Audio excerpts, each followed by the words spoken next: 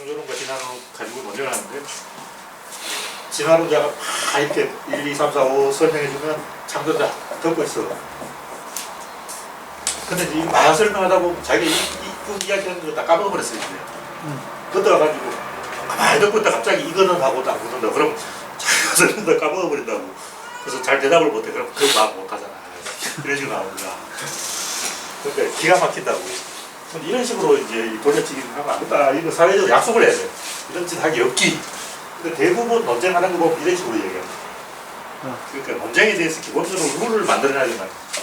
기본적으로 논쟁 이런 식으로 하는 것이다. 이렇게 룰을 지켜야 되는데, 내가 이 이야기하면 상대방이 동의를 할 거 아니야.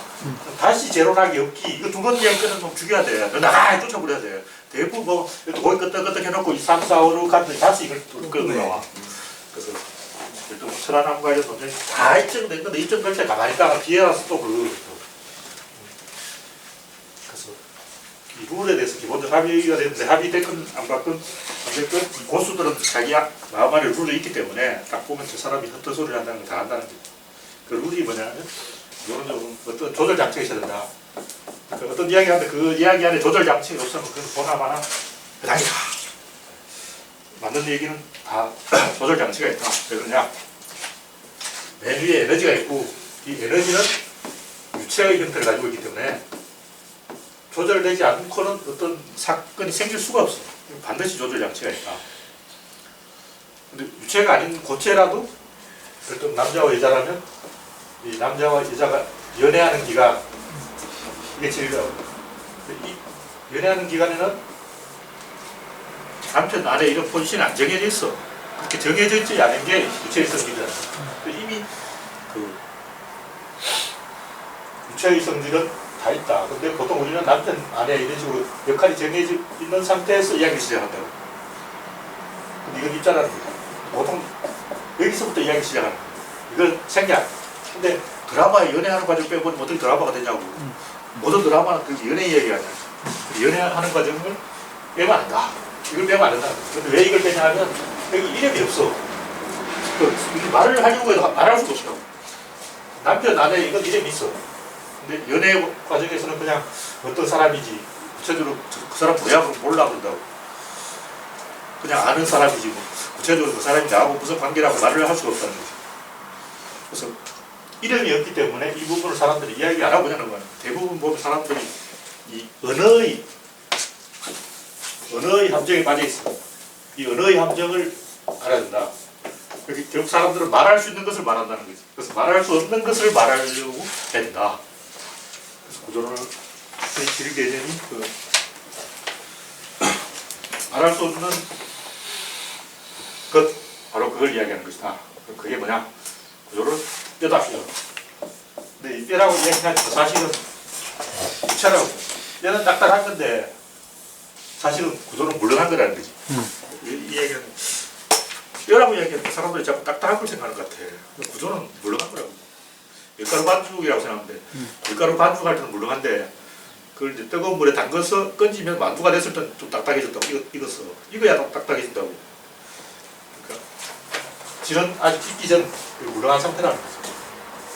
근데 이 뼈는 딱딱한 거라고. 그래서 뭔가 좀 혼란이 일어나는 게 아닌가. 구조는 뼈인데 그 뼈라는 것은 어떤 패턴이 반복되는 것이다. 즉 에너지가 반복적으로 통과하기 때문에 뼈가 된 거지. 원래 자연에 있는 뼈는 딱딱하지 않아. 원래 물렁한 게 뼈라고. 원래는 그렇다. 그래서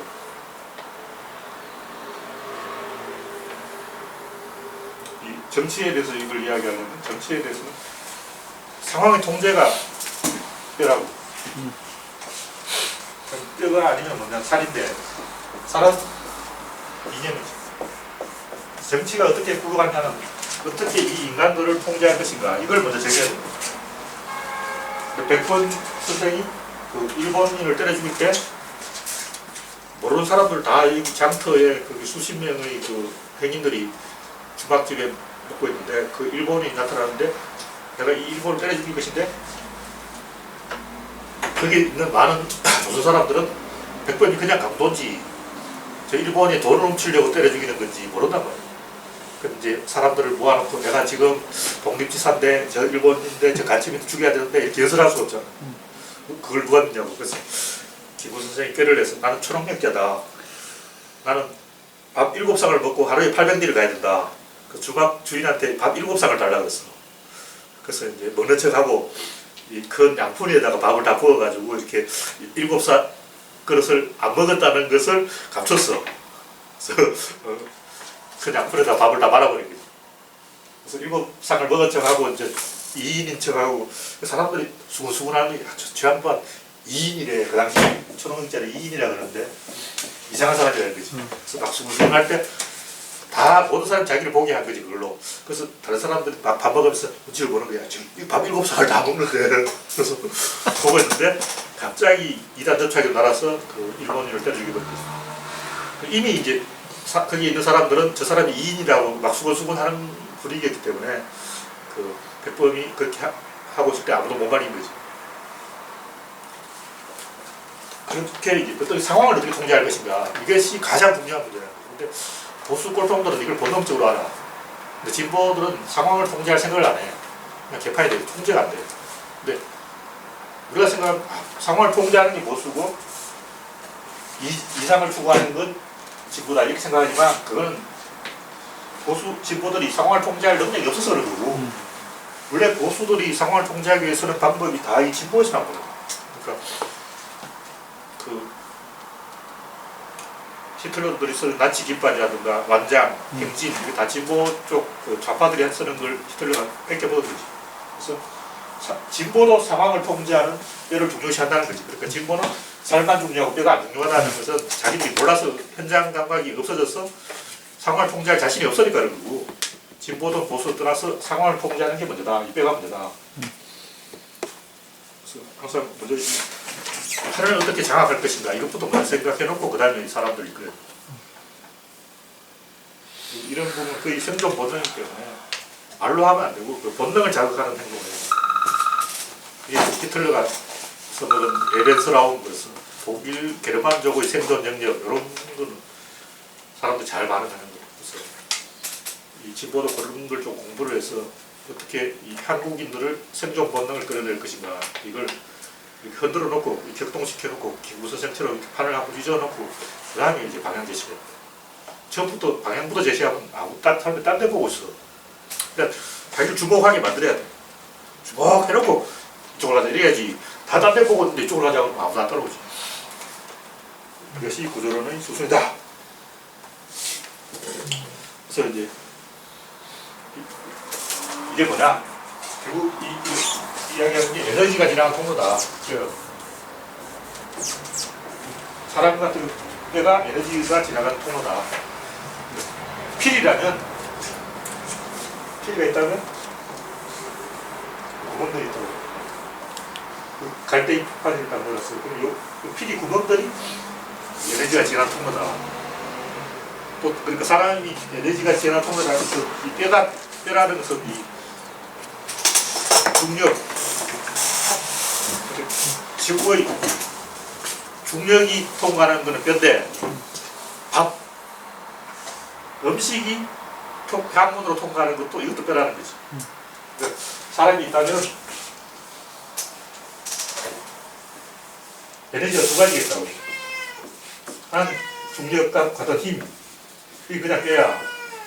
근데 하나는 칼로리, 두 가지 에너지가 있잖아. 이거는 입에서 항문까지 안에 관이 있어. 이 관이 에너지의 통로라는 거지. 뼈가 두 개라고 봐야 돼. 그러니까 갈비뼈, 등뼈 이런 뼈만 뼈가 아니고 입에서 항문까지 이렇게 한 개 라인으로 딱 연결되어 있는 게 바로 뼈다. 이거 말랑한 뼈야. 유체라는 거지. 그러니까 뼈라고 해서 꼭 딱딱하게 되어 있는 게 아니고 속이 비어 있는 뼈도 있다. 이걸 알아야 된다는 거고. 그리고 항상 뭐 에너지 입구와 출구가 있기 때문에 여기 조절 장치가 있어. 근데 항문은 잘 조절 안 해. 이걸 주로 조절하지. 오늘 나는 똥을 이만큼만 넣고 싶다. 이게 없어. 어제 이만큼 먹었는데 어떻게 이만큼만 나오겠냐고. 그렇죠. 근데 밥은 오늘 이만큼만 먹고 싶다. 이게 있다고. 똥은 이만큼만 사고 싶어. 이건 안 된다는 거지. 어제 이만큼 먹었으면 이만큼 사야 돼. 먹을 만큼 나온다. 이 부분은 조절이 안 된다. 이 부분은 조절이 된다. 근데 이 부분도 약간 조절돼요. 똑똑 중간에 자를 수가 있어. 아우도 똑똑 자를 수가 있다. 근데 주로 이 부분을 줄이니까 이 부분을 제일 많이 조절한다. 이 부분에 항상 스위치가 있어. 조절 장치가 있다고.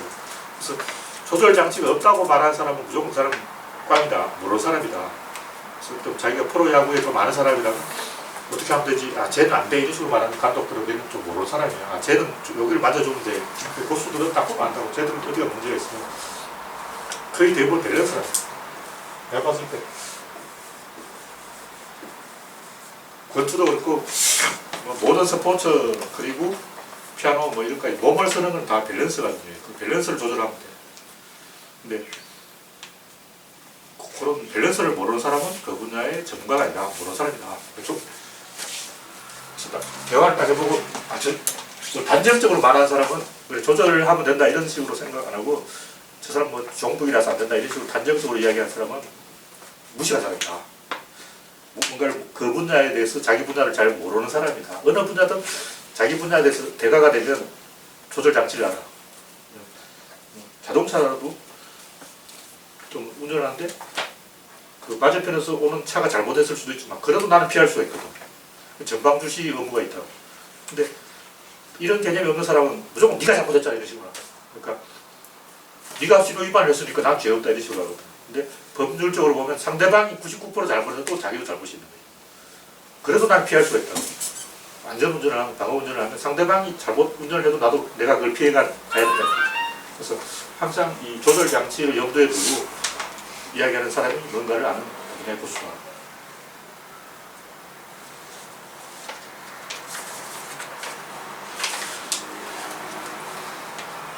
근데 이제 지름 조절 장치가 이제 입자는 조절 장치가 없어. 있긴 있는데 조금 있어. 지금 입자 운동량으로 내려갈수록 조절할 수 있는 부분이 적어진다. 요거는 시간만 조절할 수 있고, 요건 양만 조절할 수 있고, 요거는 공간만 조절할 수 있고, 방향만 조절할 수 있어. 여기는 상대방을 바꿀 수 있어. 파트너를 바꿀 수 있다. 이건 모든 걸 조절할 수 있다. 그래서 이 부분으로 모든 것이 조절된다. 근데 이제 그럴 때는 경제학에 대해서도 애덤 스미스가 이제 보이지 않는 손 이야기를 했는데 그 보이지 않는 손을 어떻게 조절하지? 이거 없어. 조절한다는 개념이 없어. 보이지 않는 손 지가 조절한다는 거야. 말도 안 되지. 그걸 인간이 왜 조절 못하냐고. 근데 시장경제 만능주의자들은 무조건 보이지 않는 손에 맡겨야 돼. 시장에 맡겨야 돼. 자꾸 기술한다고. 시장도 조절이 된다. 시장에 맡겨야 된다는 생각은 굉장히 위험한 생각이에요. 그 시장을 지배하는 지배자가 또 있어. 그 국가가 해야 되는데 국가가 시장의 지배자인데 그냥 놔두면 삼성이 시장을 다 먹고 시장 자체를 갖고 논다. 경마장이라면 마사회가 다 먹어버려. 마사회가 지 마음대로 조작할 수가 있어. 국가가 마사회를 감시를 해야 된다는 거지. 어느 분야든 그 제일 무서운 놈은 시장을 지배하는 놈이다. 국가가 시장을 지배해야 된다. 그 방법으로 조절을 할 수가 있다는 거지. 시장은 맡겨놔야 되는 대상이니까 조절해야 된다. 근데 이제 세 가지 보통 이야기가 나오는데 하나는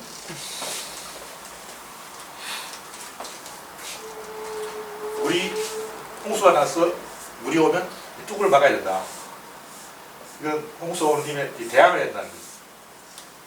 상대방처럼 나도 맞서야 된다 이렇게 생각하는 게 보통이죠. 이건 이제 하수의 방법입니다. 물이 약할 때는 뚝을 막으면 돼. 근데 물이 세게 들어오면 뚝이 터져서 오히려 더 큰 홍수가 나고 있어. 실제 중국에 이제 수천 년 전에 그 구글러스로 지도를 딱 보면 시안 그 지역이 막 홍수 나기 좋은데요. 딱 보면 야 여기 기가 막히게 거기 고시안 그 지역 전체가 호수가 되거든요. 근데 치수를 잘해서 거기에서 도시를 열었다는 것 자체가 되게 신기한 일이라고. 그 지형을 구글러서 딱 보라고.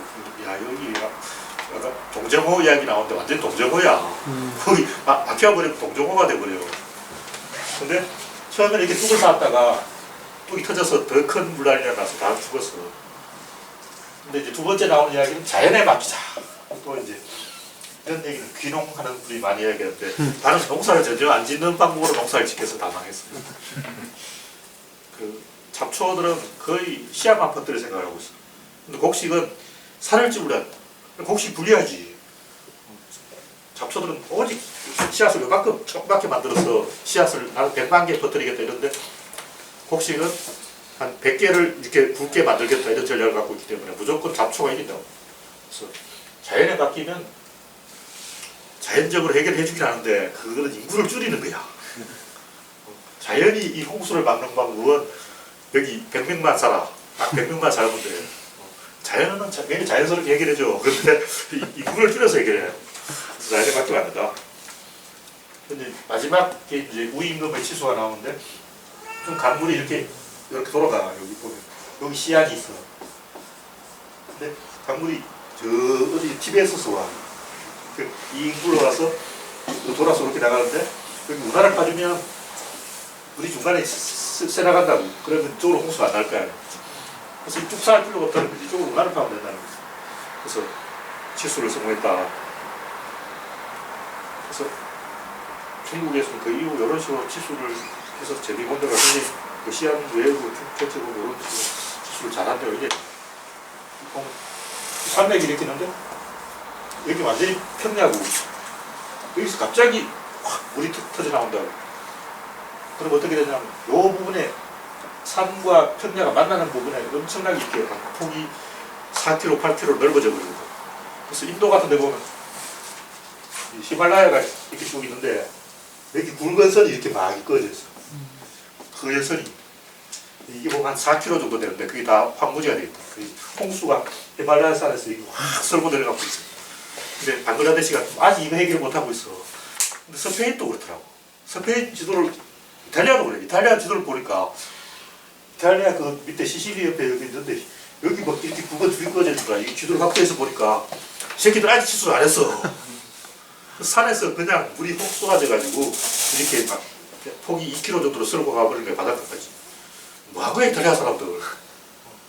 참 이탈리아 사람들 개념 없단 말이야. 중국 사람 이걸 몇천 년 전에 다 해결했어. 근데 이탈리아는 아직도 그냥 놔뒀더라고.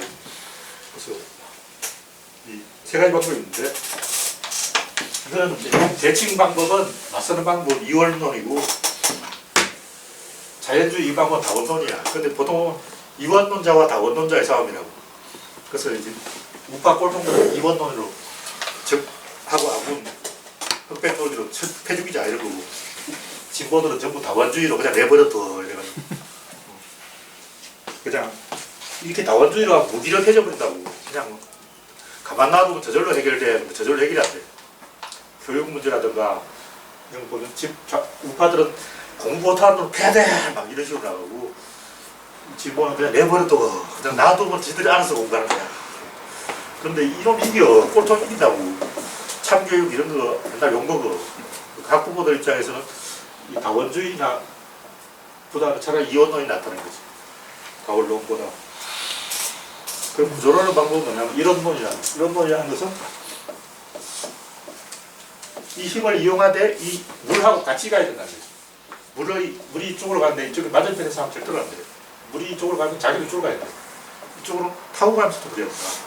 그래서 교육 철학 같은 것도 그냥 내버려둬 뭐 지들이 알아서 공부하겠지 이렇게 하면 안 되고 애들이 원하는 그 재능이 있다고 에너지가 열정이 있다고 그걸 타고 가야 된다는 거지. 그래서 이렇게 애들이 가고 싶어하는 방향을 반대 방향에서 꺾으려고 하면 애들을 좌절시키려고 하면 안 돼요.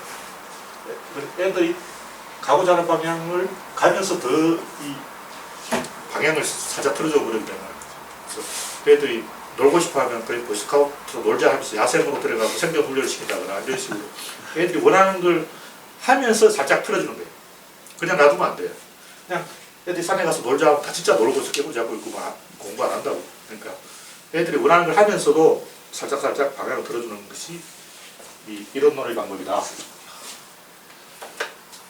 그러니까 사건에 개입하되 같은 방향으로 개입하고 에너지가 가는 방향으로 결을 따라가야 된다. 애들이 어느 부분에 호기심을 나타내고 이 정신이 반짝반짝 이렇게 정신 차리는지 그걸 관찰해서 애들이 흥미를 꺼내는 방향으로 교육을 해야지 그냥 매질하거나 패는 방법으로 하면 안 된다.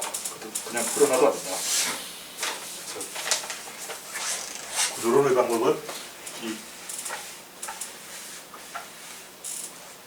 보수 꼴통의 이원론과 진보의 다원론 이 둘 다 해결하는 이론론이잖아요. 이 이론론은 에너지가 가는 방향을 따라가는 것이고 조절 장치가 있다.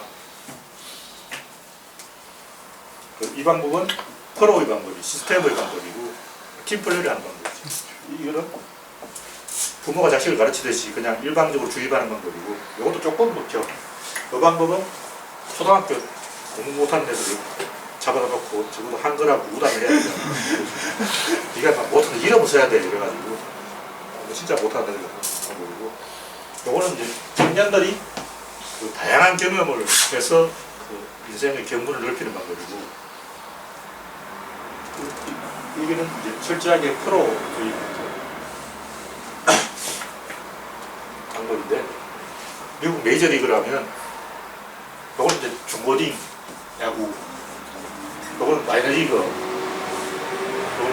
메이저리그 그러니까 마이너리그 때는 풀어놓고 니들끼리 알아서 얘기하라 그러면 선수들 서로 상대방한테 물어보고 배운다고 자기들끼리 막 배우는 거예요. 근데 그것이 한계가 있다는 거죠. 근데 메이저리그 와서 또 그런 식으로 네가 알아서 해 그러면 안 돼. 그때 메이저리그는 연봉이 얼마인데 연봉 수백억 주면서 네가 알아서 해 그러면 알아서 하자고 안 하지. 술집에 가서 놀지. 그이것처럼 관리가 안 되면 엉망돼 버린다고. 그래서 프로는 이론론을 방법을 써야 되고 마이너리그나 다원론을 써야 돼요. 중학생은 가르쳐야 돼요. 붙잡아놓고. 무작정 이제 방임주의가 좋다, 뭐 개입주의가 좋다 이렇게 할 게 아니라 그 시기에 따라서 적절한 방법이 있다. 그래서 예술을 하더라도 처음 초보자는 이제 이 좋은 스승을 만나서 레슨을 받아야 돼요. 그냥 그 우리가 흔히 뭐 하는 식으로 아주 초보자인데 뭐 음악을 하는데 음악에 저 방법도 모르는 애가 네가 알아서 스스로 막 자연에 맡기고 막 자연의 음악을 듣고 이거 없어. 모차르트도 어릴 때 존나 배웠다고. 음악 초보자는 좋은 스승을 만나서 배워야 된다. 그 다음에는 이제 조금 이제 작곡할 때쯤 되면 그 몽골에서 온 악동 뮤지션 걔들처럼 좀 풀어놔야 돼요. 그래야 자기 음악을 합니다. 조금 크는데도 계속 붙잡으려고 가르치면 스승이 하던 걸 똑같이 뺏기거든요. 자기 음악을 못해요. 이제 중고딩쯤 되면 이제 이제부터 네가 알아서 해 이렇게 좀 풀어놨다가 그 중에 이제 삭수가 딱 보이면 그 양현석이나 이런 애들 데려와서 철저하게 프로 방법으로 훈련을 시켜야 된다. 이 세 가지 다 해봐야 됩니다.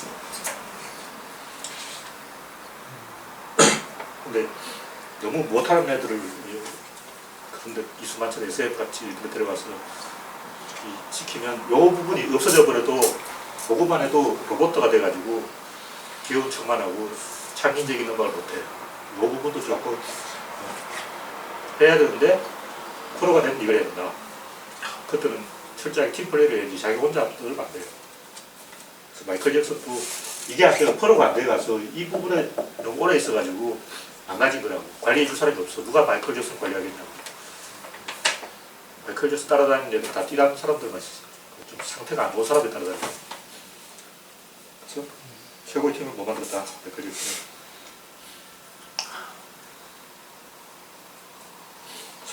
독재는 요것만 계속해서 망하고 야당은 이것만 하다가 망하고 우리는 이걸 해야 된다. 인간의 어떤 문제에 대해서 대부분 그 인간의 사회성이 조절장치다. 그러니까 프로이드는 자꾸 개인 탓을 한다. 어릴 때 꼬맹이 때 어머니 보고 성욕을 했겠죠. 자꾸 이런 소리 하는 거야. 무슨 꼬맹이가 엄마 보고 성욕을 했고 말도 안 되는 소리 하고 있어. 미친놈 아니야. 그래서 지금도 그 정신분석하고 이쪽에 있는 사람들이 자꾸 어릴 때 이야기하고 나한테 다 털어놓아 어릴 때 이야기해. 근데 그 얘기는 정신과 의사가 아니라 교회 신부님한테 털어놔도 똑같은 효과가 있어요. 그러니까 성당에 가서 고해성사하는 거나 정신과 의사 만나서 이야기하는 거 어떻게 똑같아. 그럼 정신과 의사랑 성당 신부님하고보다 더 낫다는 그거 없어. 오히려 신부님이 더 잘 치료해. 이상한 거 아니야. 적어도 정신과 의사라고 성당 신부님보다는 좀 나은 게 있어요. 똑같단 말이야. 오히려 신부님한테 고해하면 더 잘 되는 수가 있어. 왜냐면 신부님은 권위가 있거든. 근데 정신과 의사는 권위가 없어. 특히 우리나라 사람들 정신과 의사는 신뢰를 안 한다고. 정신과 의사 뭐 갖고 놀자 그래. 너 의사야? 나 환자야? 네가 날 이길 수 있어? 나 해볼까? 뭐 이런 식으로 하는 거야. 또 환자가 의사를 갖고 놀려고 하니까 아무리 얘기도 안 되지. 그러니까 환자 치료가 안 된 거야. 그래서 그 정신과에서 환자를 치료하려면 굉장히 그 최면술 같은 거 써야 돼. 불 다 꺼놓고 조명을 이상하게 다 해놓고 막 제압을 하는 거야. 무대를 이상하게 연출해가지고 쫄게 만들어 환자를. 당신은 지금 여기에 들어섰습니다. 환자 쫄아가지고 막 그걸 최면 걸리는 거야. 근데 좀 금방진 환자는 최면이 안 걸려. 그래서 교회 신부님은 그래도 막 하나님 하고 막 이렇게 해서 이제 권위가 있기 때문에 환자를 다 제압하는데 정신과에서는 특히 한국 환자들은 다 거꾸로 의사를 제압해. 그래서 개판되었다는 얘기죠. 그래서 결론은 이 과거를 털어놓는다고 해서 그 트라우마 그건 내가 봤을 때는 그만큼 진짜 그 정신과 환자들의 문제는 현재나 미래라고. 대부분 보면 정신과 그 문제 있는 어린이 주변에 문제 있는 부모가 있어요. 그래서 부모 환자 애를 데리고 가고 얘가 좀 문제가 있고 그 엄마가 문제야. 엄마부터 치료를 해야 돼. 그래서 정신과의사들은 환자하고 대버려서 아 얘가 어릴 때 뭐 뱀 보고 놀랐어 이렇게 됐구나. 이게 아니야. 그건 핑계고 그 엄마가 문제인 거야. 항상 보면 그 문제 환자 주변에는 문제의 부모가 있다. 그리고 실제로 그 현실에 부닥치는 부분 어떤 장벽이 있습니다. 그걸 스스로 못 넘어가니까 자기 어릴 때 그걸 부여되는 거예요. 그래서 인간의 거의 대부분의 문제는 사회의 문제다. 사회를 먼저 치료하면 환자는 저절로 치료가 된다. 북유럽처럼 스웨덴이나 노르웨이 이런 데는 정신과 환자도 별로 없을 거야. 사회가 워낙 잘 돌아가면 환자가 안 생긴다는 거죠. 환자가 왜 생기냐면 사회의 어떤 모순을 봤는데 자기가 그 모순을 사회에 이야기하고 싶은데 방법이 없어. 자기 띠라니까. 일단 아주 띠라는 사람이 있었는데 외계인을 봤어. 그 외계인이 있다고 말을 해야 되는데 누가 내 말을 믿겠냐고. 그럼 어떻게 했냐면 청와대에 불을 질러야 돼. 그러면 너 왜 불 질렀어? 하고 물어보면 내가 외계인을 봤어. 이렇게 말할 거 아니야. 대부분 정신과 의사들 그렇게 미쳤는 거야. 그래서 정신과 환자들이 김대중 빨갱이하고 그 돌아다니면서 교수해. 그 사람한테는 김대중이나 노무현이 너무나 강력한 존재거든. 그래서 그 자기를 제압하려면 그 정도 강력한 존재가 해야 된다. 그래서 미친 놈들이 주로 김대중 노무현 타령을 해요. 이배충이 아직도 노무현 타령을 하는 것도 그 사람들에게 노무현이 굉장히 강력한 존재인 거예요. 그러니까 계속 노무현 그러고 있는 거지. 그래서 항상 그 현실에 문제가 있다. 사회에 문제가 있다. 그리고 환자들은 사회의 어떤 문제를 사회에 보고하고 싶어 한다. 근데 자기가 너무나 한심해서 보고하려면 쪽팔리니까 불을 지르는 거지. 사고를 집행하는 거야. 자기 학대를 해. 그래서 이번에 예비군 그 훈련장의 총선도 내가 봤을 때는 그 군생활 때 관심병을 그 고참들에게 뭐 당했다. 이게 거짓말이야. 그 레파토리를 원했던 거야. 그렇죠. 자기도 레파토리가 필요해. 자기도 사회에 문제가 있어. 대한민국 문제가 있어. 이런 말을 하고 싶은데 아무리 찾아봐도 그걸 수 없는 거야. 근데 군대에 가서 까불다 좀 맞았어. 아, 했다. 끊어서 잡았네. 나 끊어서 잡았어. 이게 날 계속 평생 동안 써먹는 거야. 그 사람은 군대 가서 좀 맞았길래 이야기할 거리가 생긴 거 아니야. 군대에서 맞지도 않았다면 진짜 요것도 할 말이 없잖아. 그래서 자기도 사회에서 발언을 하고 싶은데 끊어서 잡았네. 한건 했다고 막 소설을 쓰는 거야. 그런 거야. 그래서 그 이번에 총기 사건 같은 경우도 내가 봤을 때는 MC몽이나 유성준 그런 사람 때문에 최근에 그 문제에 있는 사람들을 너무 현역으로 보냈어요. 현역으로 가면 안 되는 사람들이 현역이 안 돼요. 그래서 그 정신적으로 문제가 있는 사람들은 당신이 지금 하고 있는 게 과거의 트라우마가 아니고 사실은 현재의 트라우마고 사회에 당신은 사회로부터 당신은 억압을 당하고 있다. 이걸 솔직하게 이야기해야 되고 당신 사회에 할 말이 있다. 당신이 진짜 원하는 것은 하나님을 만나고 싶을 거다. 박근혜를 만들기. 그러니까 권위 있는 사람을 만나고 싶어. 권위 있는 사람이 지금 만나줄 리가 없잖아. 그러니까 어떻게 보면 교회가 그런 사람들을 해결해 주신 거지.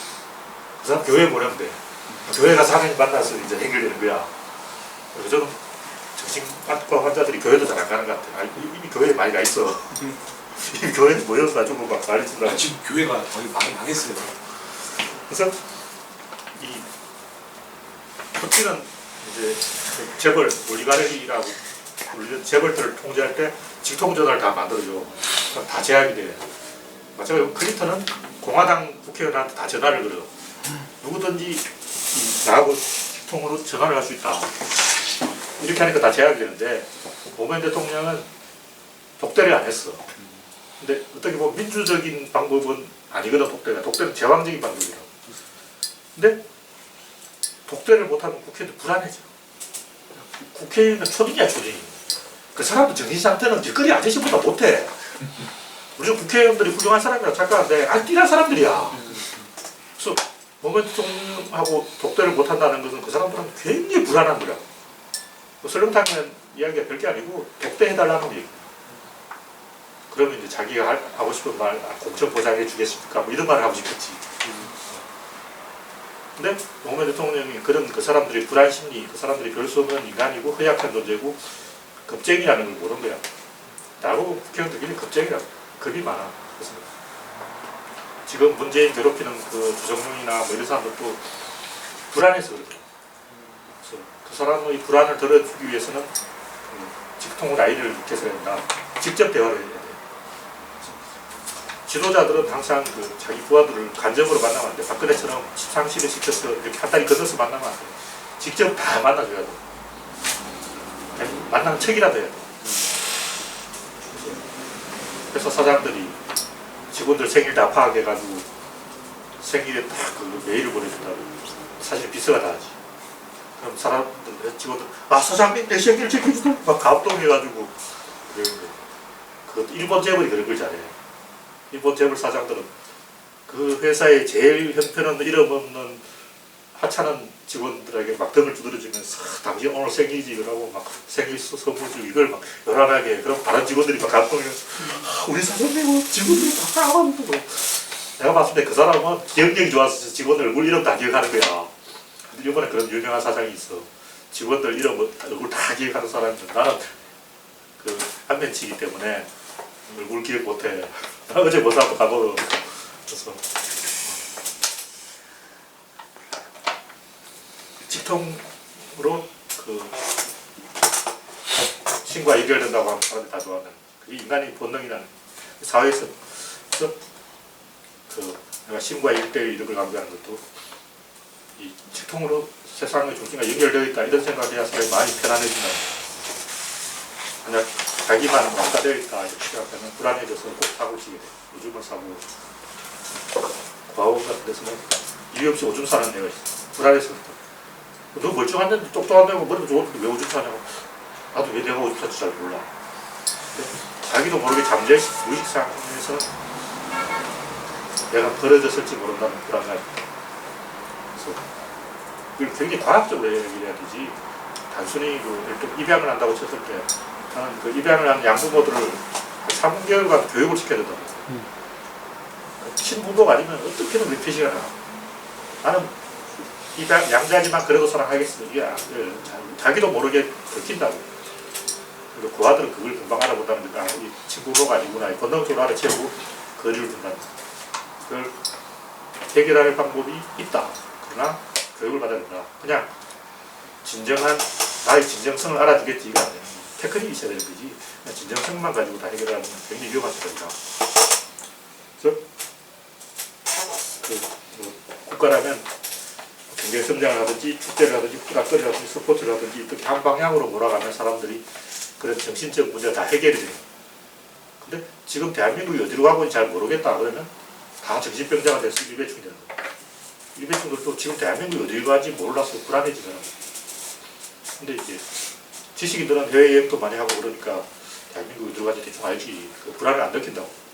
근데 이 바닥 사람들은 굉장히 불안해. 그러니까 평창 동계올림픽 다음에 들어가서 게시판 보면 그걸 왜 하냐. 그거 강원도 사람 적자 되는데 그걸 왜 하냐고. 돈 낭비하냐. 근데 진짜 그 무식한 할배 입장에서 굉장히 목숨 걸은 중요한 일이야. 해야 돼. 대한민국이 지금 이쪽으로 가고 있구나. 그 사람도 굉장히 불안한 거라. 우리는 대한민국이 어떻게든 그 걱정 안 하지. 우리는 배웠으니까 그렇고 일베 총들은 불안하다고. 그러니까 진짜 사람들이 그걸 국가의 존재에 대해서 굉장히 불안해한다는 걸 이해해야 돼. 특히 진보 지식이 그걸 잘 몰라. 띠란 사람들이 얼마나 불안해하는지를 모른다. 북한에 뭐 김정은이 어떻다 우리는 김정은이 어떻다 뭐 신경 안 쓴다고. 근데 일베충이나 조선일보는 진짜 존나 신경 쓰는 거야. 특히 조선일보는 북한 진짜 무서워하는 것 같아. 나도 잘 몰랐는데 이야기 듣는데 일본 사람이 북한을 진짜 무서워하는 거야. 북한에서 공작을 나서 날 납치해가면 어떡하지? 이 걱정하고 있어. 일본 우리는 약자인데 북한이 날 때려요 막 이러고 있는 거야. 북한, 일본은 중국도 무서워하는데 우리가 생각하는 것보다 훨씬 더 중국을 무서워한다. 그걸 이해를 해야 한다. 일본 사람이 그렇게 무서워한다. 우리나라도 일베충이나 조중동은 북한을 무서워한다. 이렇게 봐야 돼. 그래서 미국도 무서워해. 미국이 너무 무섭기 때문에 친미를 해야 된다고. 미국이 무서워서 미국 우리 죽을 줄 몰라. 그러니까 친미하면 우리 죽을 이렇게 생각해. 그 사람들의 공포를 우리가 이해해야 돼요. 그래서 지금까지 한 얘기는 이 사회의 조절 장치, 에너지 조절 장치 일단 지금까지 이야기한 이런 것이 이 사회의 에너지 조절 장치다. 그러니까 교실에서 왕따를 시키거나 이지매를 하는 것도 사회에 긴장된 공기를 불어넣어서 에너지 조절 장치를 만들려고. 유태인들은 돌로 사람 때려 죽여. 근데 지금 아랍에서 그렇게 지내고 있는데 내가 어디서 읽어보니까 유태인 풍속이라는 거야. 돌로 사람 쳐 죽이는 유태인이래요. 이게 퍼져서 이제 지금은 아랍이들이 다 그렇게 지내는데 원래는 아랍이들의 풍속이 아니고 유태인의 풍속이 있어. 유태인은 민족이 개고생을 했어. 이집트에 끌려가서 노예 생활도 하고 또 뭐 바그다드도 하고 끌려가고 존나 개고생을 하다 보니까 언제 우리 유태인들은 말살될지 모른다는 공포심을 갖고 좀 수상한 놈이 있어 돌로 쳐 죽여야 되는 거지. 쟤 좀 이상하다고 막 모여서 돌로 쳐 죽이는 거야. 예수가 하지 마라 그러니까. 근데 그런 차별주의는 그 사회를 통제할 의도를 가지고 있다고. 그러니까 우리는 일베충이나 좀 뛰란 사람들이 흑인이나 이런 것을 차별하는 걸 보고 저 사람들은 뭘 몰라서 그렇다. 교육을 시키면 된다. 아무리 가르쳐도 안 돼. 그 사람은 의도가 있어. 차별함으로써 사회를 긴장시키고 사회의 결속력을 얻어내려고 해. 근데 진보들은 자기가 갑이기 때문에 그걸 왜 그럴지 이해를 못하지. 그렇지 왜 해? 차별을 왜 하냐고. 차별 안 하면 되잖아. 왜 차별하냐. 그 사람은 차별해야만 마음이 편안해진다. 우리는 그런 걸 잘 이해를 못하는데 부족민들은 억울하게 사람이 죽는 걸 굉장히 좋아해요. 억울해야 한이 맺히고 한이 맺혀야 그 마을이 수고신이 돼요. 그래서 억울하게 모함을 해서 누군가 하나를 매장시켜보자 이런 생각이 항상 있어요. 그러니까 옛날 전래설화에 나오는 그런 억울한 것들이 무의식 중에 누군가를 억울하게 사냥하자, 마녀 사냥하자 이런 의도가 있다는 거예요. 그래서 중세의 마녀 사냥이 우리는 사람들 뭔가를 몰라서 마녀 사냥을 했다고 생각하는 거야. 아니야. 알고 하는 거야. 마녀가 필요해. 그리고 그 마녀는 아름답고 전혀 마녀 같지 않은 사람일수록 가치가 있어. 진짜 마녀 같은 막 못생긴 할머니 그런 사람 죽여봐도 재미가 없다고. 그러니까 매력적이고 미녀고 잔다르크 같이 좀 좋은 사람을 죽여야 마녀 사냥에 재미가 있단 말이야. 그래서 한이 맺혀야 뭐가 된다고 생각해. 옛날 그 서편제 거기도 보면 한이 맺혀야 소리가 나와. 한이라는 게 사람들이 어떤 집단에 스트레스를 주려는 의도를 가지고 조작된 거라고 연출된 거라고 가짜입니다. 무슨 한이야. 근데 문제는 그런 짓을 하는 사람이 자기가 왜 그런 짓을 하는지 잘 몰라. 풍선 효과가 있기 때문에 이쪽을 누르면 저쪽이 나온다고. 근데 그걸 싫어하는 거 이쪽에 눌렀는데 저쪽이 안 나왔으면 좋겠다. 그럼 저쪽을 잘라버리자. 죽여버리자. 이렇게. 밑에는 죽이지 않아. 이렇게. 그래서 죽이면 한이 맺히고 한이 맺히면 사람들이 집단이 결속이 된다고 생각해요. 억울한 사람, 억울하게 죽어야 좋다. 나쁜 놈을 죽이는 건 아무 의미가 없어. 멀쩡한 사람을 죽여야 노무현 대통령같이 죄 없는 사람을 죽여야 온 국민이 우리나라에 결속되는 느낌이 많다. 이게 본능적으로 그렇잖아. 무의식적인 의도가 있다는 거죠. 자기 자신도 잘 모르지만 의도가 있다. 6.25도 그런 의도 때문에 일어난 거죠. 우리는 뭐 6.25가 뭐 빨갱이들 때문에 다 이승만 때문에 그러지만 사실은 2차 대전에 참전하지 못한 데 대한 어떤 아쉬움, 그런 건 여전한 거예요. 남들은 전쟁했다는데 우리는 뭐 전쟁에 못 꼈잖아. 그래서 3차 세계대전이 일어났다니까 터키가 제일 쫓아왔어. 그런 거는 2차 대전 때 아무도 안 했어요. 1차 대전 때는 터키가 독일 편에서 존나 깨졌는데 2차 대전 때 터키가 놀았거든. 러시아하고 터키 원래 암수이기 때문에 러시아 편을 들 수가 없지. 그러다 보니까 터키는 우리 중립이다 해서 가만히 있었는데 그러다가 전쟁 끝나고 망신당했다. 전쟁할 걸 후회다 해서 한국에서 전쟁 갔다가 신났어. 막 뛰어왔어. 그러니까 보면 우리는 6.25가 일어났다고 생각하지만 사실은 전쟁은 1931년부터 시작된 거예요. 중일 전쟁 때부터 2차 대전이 시작된 거고 월남전에서 끝이 난 거예요. 계속 이어져. 이런 얘기를 하면 어떤 분이 이제 질문을 하길래 또 전쟁 나는 거 아니냐 이런 질문을 했는데 전쟁이 그냥 나는 거 아니에요. 전쟁은 계속 이어지는 거라고. 불 끄다가 불이 계속 불씨가 살아있다가 계속 이어져 가는 거지. 1931년에 2차 대전이 사실 일어나서 월남전까지 사실은 계속 이어졌어. 6.25 일어나기 전에도 중국에서 중일 국공내전이 일어났고 계속 전쟁 상황이 계속 6.25 갑자기 빵 터진 게 아니라 2차 대전에서 국공내전으로 6.25로 바로 계속 이어온 거라. 이게 한번 꺼지면 또 다시 잘 안 붙어. 다시 한반도 전쟁은 잘 안 일어나는 거야. 쉬운 게 아니야. 쭉 연결돼야 되는 거지. 그냥 사람들은 항상 밖에서 건드려줘야 움직여. 6.25 때는 국공내전으로 밖에 있었다. 중국이 공산화됐다. 그 불평이 튀어온다는데 국공내전도 2차 대전이랑 바깥이 계속 연결된다.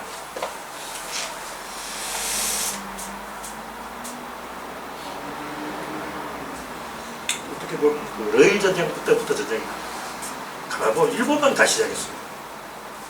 우리 잘 모르지만 일본놈이 러일 전쟁을 일으키는 바람에 2차 세계대전이 일어났고 러시아 혁명이 일어났고 러시아 혁명이 일어난 이유가 러시아가 일본에 져서 로마노프 왕조가 개망신을 당해서 무너집니다. 거기서부터 2차 세계대전이 시작되죠. 야, 러시아 혁명했다니까 슬라브족들이 전부 다 흥분했어. 이 자식. 또 뭐 좀 해야 될 거 아니야. 또 아무나 하나 죽이자 이래서 불가리아에서 세베르베아 청년이 스프레이 황토자 부츠를 쏴버렸는데 걔는 흥분해서 뭐야. 왜 흥분했겠냐고. 무식 속에 야, 우리도 뭐 좀 해야 될 거 아니야. 저쪽에서 뭐 막 들고 있다. 우리도 좀 들고 있다 하자. 뭐 이런 게 있다. 그래서 러일 전쟁 때부터 이게 사실은 쭉 다 연결되는 것이다. 그렇게 다 연결이 되기 때문에 조절할 수가 있다. 사회의 상부 구조에서 이렇게 설치를 잠가서